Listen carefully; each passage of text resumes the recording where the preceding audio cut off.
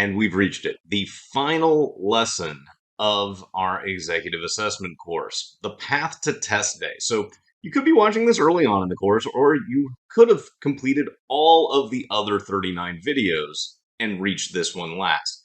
Either way, this will give you a good idea of when you're ready to take the exam, as well as how to just plot out your final days before your official assessment.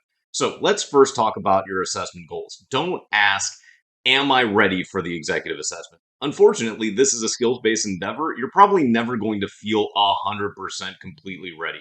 Instead, you want to ask, do I feel underprepared for the executive assessment? And this is important because you can always see something, especially in the integrated reasoning section, that you haven't prepared for. They can present any sort of chart in that section. There may even be higher end difficulty concepts that you might find in the verbal section or quantitative sections that you might not feel 100% prepped for. But you have to react in the moment. And if you don't feel underprepared, you probably should go ahead and schedule an official exam. Because there are just some realities we have to face about the executive assessment. First, many MBA candidates are going to take the exam multiple times. And one of the benefits of having the online exam now is you ultimately have 4 possible opportunities for taking the test as opposed to 2. Remember, you have 2 opportunities to take it in person, 2 opportunities to take it online. Now, these multiple attempts are not going to ever have a negative impact on your admissions. Imagine that you're an admissions officer. If you see somebody got a 144 on their first attempt of the executive assessment and then submits a second attempt that's a 156, are you going to say, oh no, they've tried and gotten better at something? Of course not. So instead, look at it as an opportunity to show your level of seriousness in achieving your MBA goals. So it's perfectly fine to have more than one executive assessment, and they're only going to look at your highest score. In many cases, even, target institutions might delay your personal deadlines for an executive assessment retake. In most cases, for EMBA part-time MBAs that will accept the executive assessment, they're using it as a bar to clear. And they'll even say, we like everything else about your application packet, but we need you to clear, say, a 148 or a 153. And they'll tell you you've got until X date to do it. But in order to do that, you'll have to submit some prior score so they've got an idea of where you lie at that point. So prepare to speak with your institution specifically and directly about where you are with your first official executive assessment and see what they require you to get in order to grant you admission. It's also, as I mentioned, 100% impossible to be 100% ready for any execution-based activity, whether it's a sport, whether it's performing a play or performing a piece of music. There's always the possibility of a mistake. And if you think about that mistake and fixate on that issue as opposed to just knowing you understand the processes and you know the notes or you know how to play the game, you're going to end up handicapping yourself more than anything else. So just accept that uncertainty and know that by working through this course, by working through a bunch of practice problems, by working through your own practice executive assessments, you put yourself in a position for success. And that means that even though you're not going to be 100% certain on every question that the exam gives you, especially because it's adaptive and the better you perform on that first half, the harder the second half becomes, you're ready for the exam broadly and get in there and take an official exam because nerves are normal. That's just going to be part of what you're going to have to deal with on test day. And again, if nerves in particular are a struggle for you, it can be a good idea to plan to take 2 administrations. Have one in the format that you're going to choose ultimately, whether that's in person or online, as preferable. And when you've got a good idea overall of what the exam is and what's on the test sections and how to approach the content, hopefully by having completed this course, you'll be in a position where you can say, okay, I've set up my deadline so that I'm not immediately needing to submit something. So if I have to take the exam again, I can. Now, remember, you can take the executive assessment only 24 hours after your prior one if you're so inclined. But that said, you probably want to have a little bit more gap to prepare and take it again, maybe a couple of weeks if you need it, and just have that backup plan in place. And that'll make those nerves hopefully tamp down on test day. Now that we accept that nerves are just going to be part of this, let's talk about a 1-week path to your testing. So 5 to 7 days before your official exam, you're going to want to do and self-review your final practice assessment. And that can be one of four that you complete, could be one of two that you complete, could be one of more than that you complete. But you want to make sure that you do a full self-review of that practice assessment as well. Make sure you're going back and using our homework review processes. Make sure that you're going in and coming up with what the conclusion was for critical reasoning questions, seeking alternative tactics for some of the problem solving questions, looking at whether you were able to articulate the information as algebraically as you should for some of those data sufficiency problems. So that's going to be about a week before. You also want to make sure that when you take that final practice assessment, you don't overemphasize the result, whether it's good or bad, because there are just so few questions on this test holistically. For comparison's sake, you need to understand that the verbal section on the GMAT, from which the executive assessment is kind of derived, has 36 questions on it. This entire exam, the executive assessment, has 40. So you just have a relatively small margin of error, especially considering the adaptive functionality, in that you kind of have to get into the harder second half. And if you don't have that happen in one of these sections, it can make your score look relatively insufficient for what you're aiming for. Don't overemphasize that result, but do go back and figure out if you could identify how you made those mistakes that cause that score to go lower than you'd like. Conversely, if you get a higher score, don't expect that necessarily to occur on test date. This is an execution-based exercise, so if you saw 160 in practice, it doesn't mean you're going to get a 160 on the exam. Basically, what I say is generally you're looking at about a 3-point swing on any individual section of the exam as a decent margin of error, which means that you can look at basically about 5 points either way from your average or most recently representative practice exams. So just do what you know how to do. Make sure you understand the majority of the questions in your review, and you should be in a good position.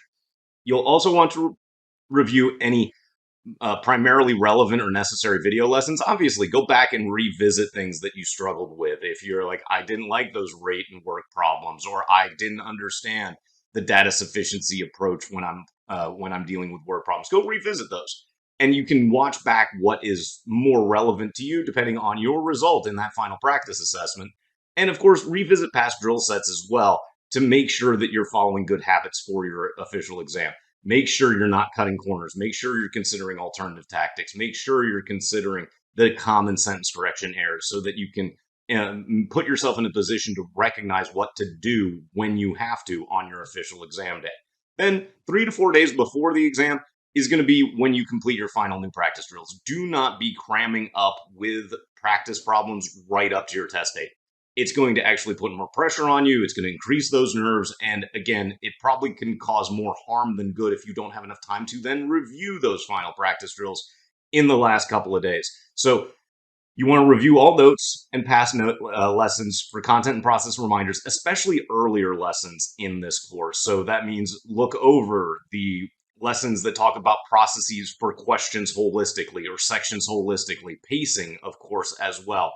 Those overview lessons are going to be more important than getting into the weeds again on, say, something like inequalities or perhaps some of those longer sentence corrections that may or may not be all that important on the actual exam day because there's so few questions on this test. But you will want to make sure that you've got the processes down pat.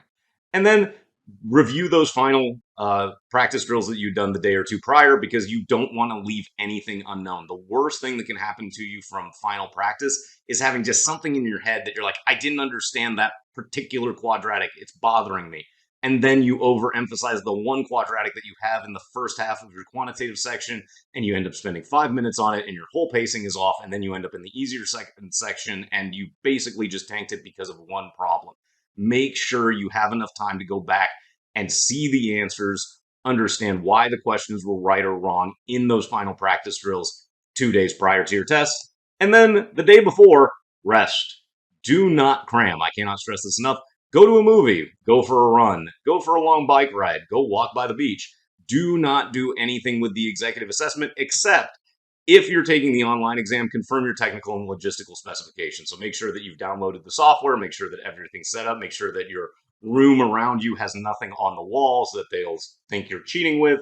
So set that up a day before, but otherwise, no content review the day before the exam, because we are more interested in making sure that you're calm, cool, and collected when you hit begin on that test. So, best practices for test day. If you're at home, eat a meal no more than 90 minutes prior to the scheduled start time. It is certainly my own bias, but I know that if I'm hungry, there is nothing else that matters, and I start speeding through tasks, and I don't do them as well as I should have. So make sure that you eat something no earlier than an hour and a half before your scheduled start time.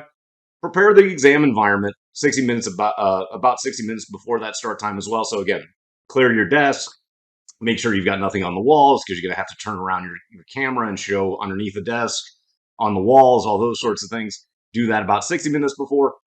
About 30 minutes before, make sure that they didn't run an update just for you the day before, after you had checked your specs 24 hours prior. So just make sure that everything is good there.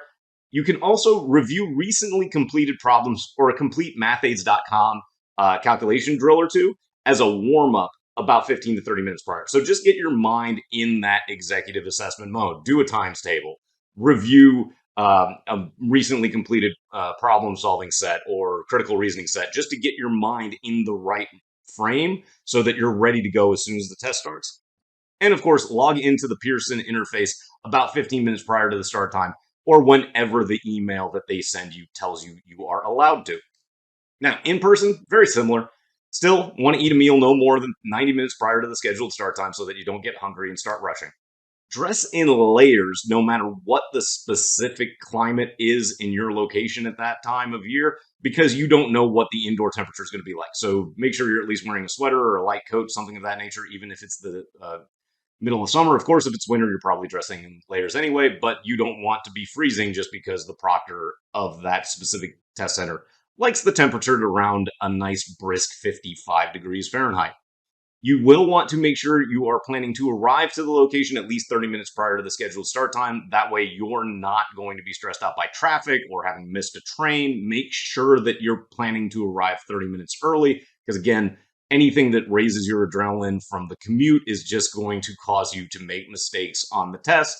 And as you would with the online administration, you can also print out a couple of mathaids.com practice worksheets as just a warm up while you're waiting for the proctor to allow you to begin your exam.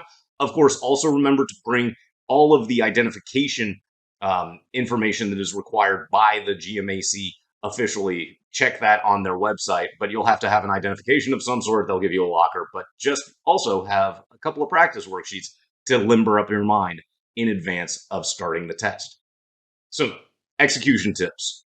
Allow those two skips on a half. Remember that that is okay for the sections for most people and most target scores for the executive assessment. Do not let one question tank your entire section. Also, always be asking, am I progressing to a solution?